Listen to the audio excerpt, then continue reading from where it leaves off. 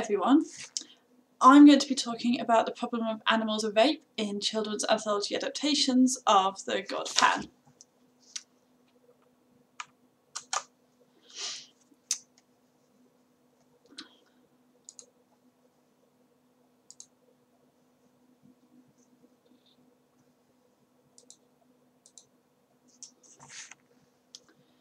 Children's anthologies of Greek myth are a frequently published and well-selling category of book, often used by parents and teachers to educate children not only about myth, but also to teach perceived good lessons. Marketing material and reviews for these texts often play up the important moral lessons they are supposedly able to teach children. One topic that is therefore uncomfortable for these books to adapt is a frequently occurring instance of rape in Greek myth, and how this can be adapted for a child audience.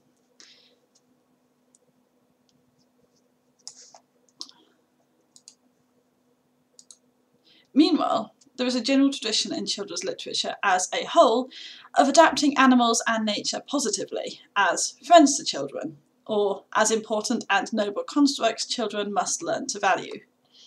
Conversely, in Greek myth, rapist characters are often either gods disguised as animals or part animal nature gods. There is, therefore, an adaptational tension. Children's myth books are supposed to be morally didactic.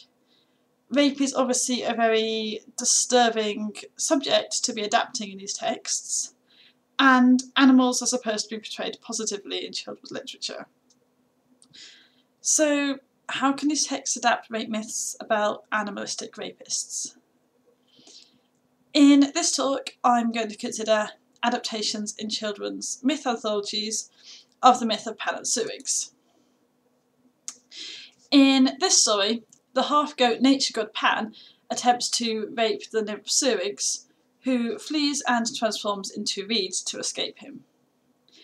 Pan is a particularly interesting figure for discussion, since not only is he associated in reception with animals and nature, but also with the environmental movement and with a simple rustic lifestyle that rejects materialism and the negative trappings of modernity.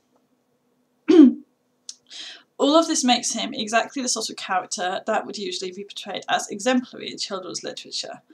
But what is to be done about the issue of his sexual violence? I've examined 19 anthology versions published in Britain and America from 1894 up to the present day. All these texts retain the broad framework of the ancient myth. In every one of these, therefore, Pan is rejected by Syrinx, pursues Syrinx, and loses her when she transforms into reeds.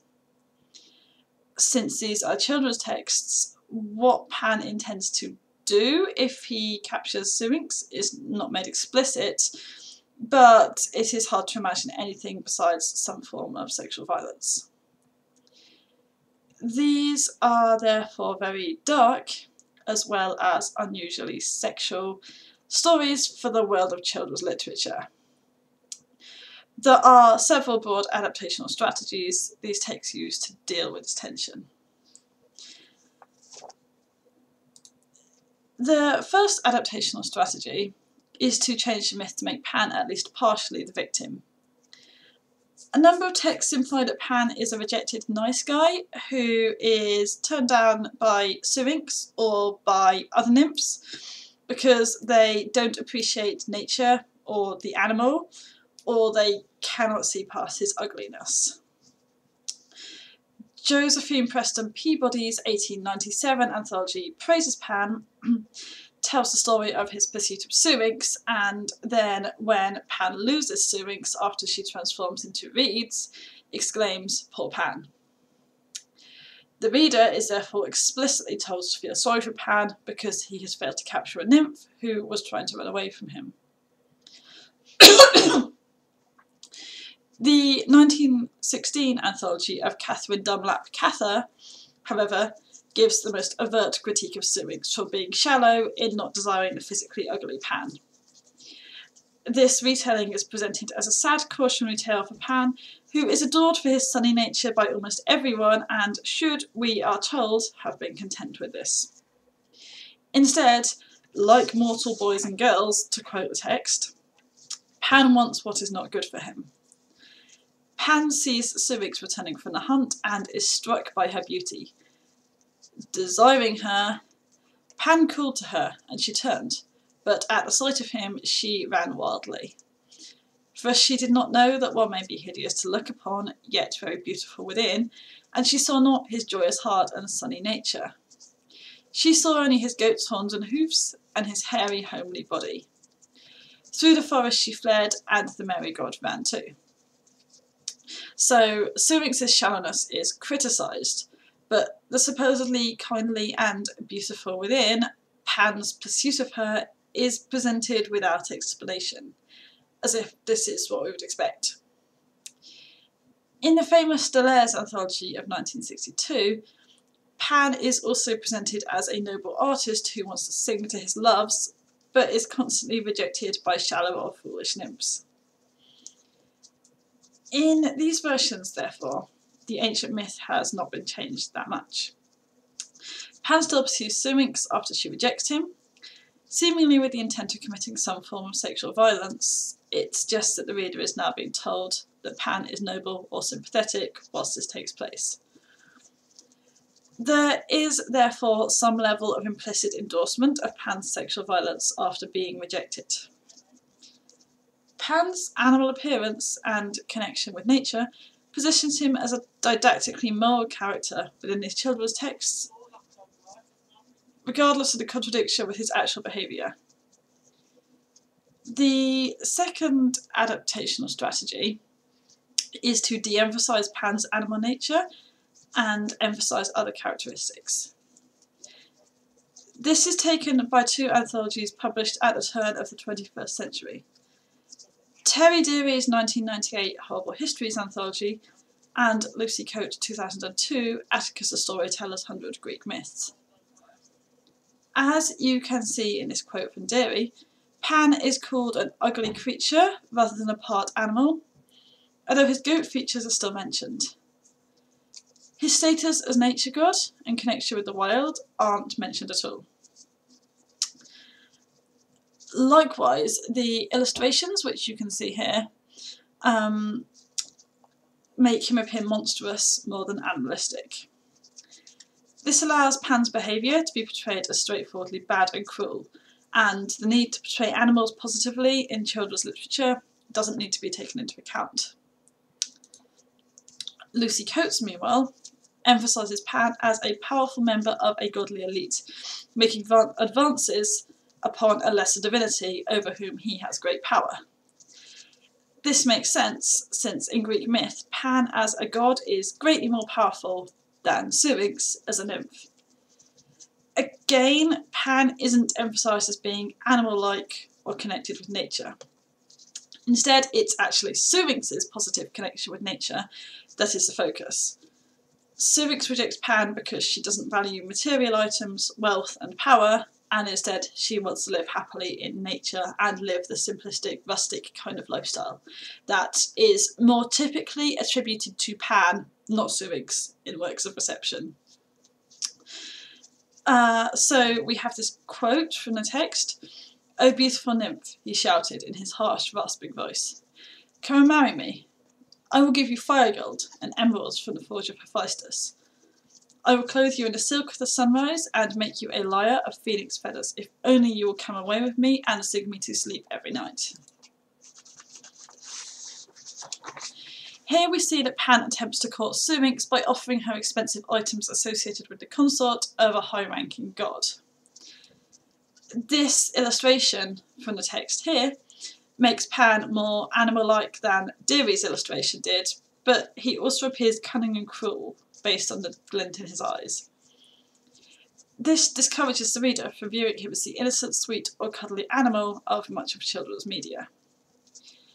Coates therefore emphasises Pan as a member of an elite exploiting his power over a lesser rather than as an animal. The third adaptational strategy is to celebrate Pan's sexual violence, as the way of nature. Now, for a set of children's texts that are presented as teaching good moral lessons, this is quite surprising. But it's actually common in the more recently published texts in my sample. Pan's sexual savagery is emphasised in several anthologies in positive terms. Attention is drawn to his strength, his wildness, and the enjoyment he derives from his predatory pursuit of nymphs. In these, Syrinx and the other nymphs are treated as props for Pan's enjoyment. Their feelings about Pan preying on them are presented as neither especially relevant nor interesting. The focus is on what Pan gets from these chases.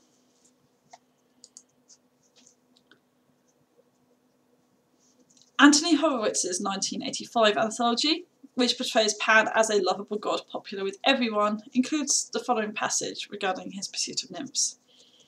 Pan was also a very lusty god. Nothing pleased him more than to chase girls across the fields until they were too exhausted to run any more. The girls, for their part, would scream when they saw him coming, but secretly they were rather flattered by his attentions and made quite sure that they didn't run too fast. In this text, the girls Pan chases pretend to resist but are secretly flattered by the attention and make sure to let him overcome them. This is not because they desire Pan in particular, they are simply flattered. There is perhaps an idea women ought to be receptive to male sexual attention in general. There may also be an idea that these women enjoy Pan's animalistic savagery. All of this is, again, rather surprising to find in a children's text. Anne Turnbull's 2010 anthology, meanwhile, describes Pan hunting animals, and follows this with a description of him pursuing nymphs, presumably in order to commit sexual violence against them. Turnbull makes nymphs sound as natural a prey as animals. Pan often pursued nymphs for love, and only those who were wary and fast escaped. Nymph pursuit is presented casually, as though sexual relationships follow similar dynamics to the chasing, killing and eating of animals, and this is generally understood wisdom. Overall, Pan's animal nature brings up conflicts in traditional patterns of children's literature.